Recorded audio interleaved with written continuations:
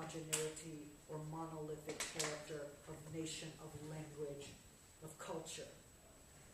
Right, so there's a heterogeneity that's being presumed, what she calls a plurality. At the same time, there is, for her, an obligation to live this plurality. On the one hand, that seems to open us up to all kinds of ideas, post-national and post-sovereign, I would say. On the other hand, the way in which she concretely discusses these issues tends to reinscribe a certain kind of geopolitical presumption, time and again, European, sometimes American. I think, okay, so we have in political theory the question, what is her idea of federalism, what is her idea of plurality, what is her idea of binationalism.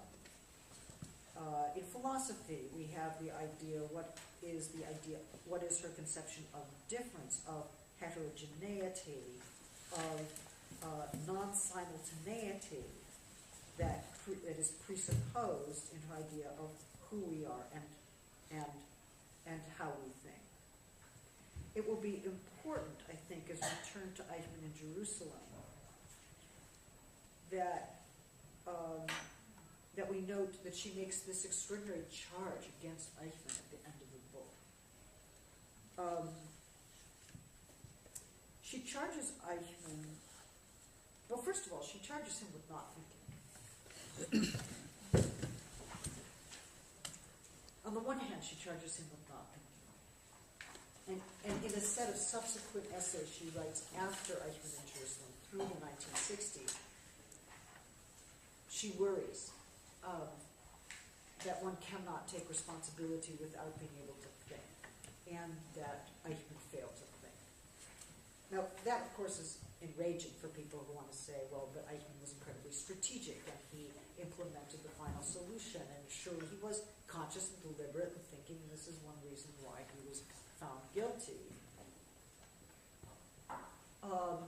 But she doesn't mean thinking as strategic deliberation. She's not saying he was unconscious. She's saying something else.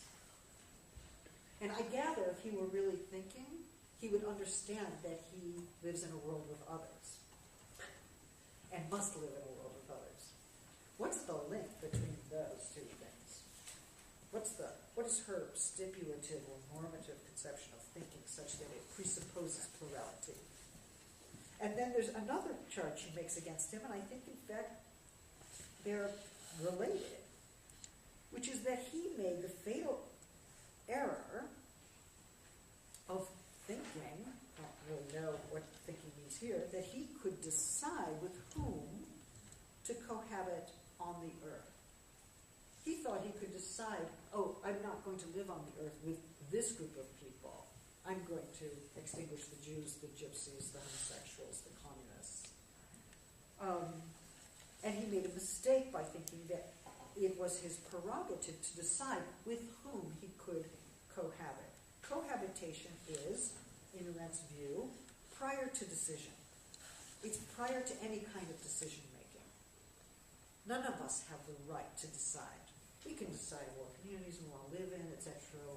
If you're lucky, and if you have a passport, you can decide what country you want to go to, or if you're there are those kinds of decisions. But she's talking about a much more fundamental decision, which is the decision to decide that a given population will not inhabit the earth with me or with my people. None of us are entitled to make such a decision. There is, in her view, a social plurality that precedes decision, which is not the result of any contract that we may have knowingly entered into, but it's a feature of the heterogeneity of social existence, and it implies certain kinds of obligations about living with one another across cultural difference.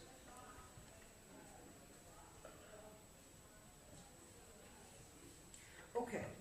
I have a couple more things to say, but I'm kind of thinking that it might be a moment to break in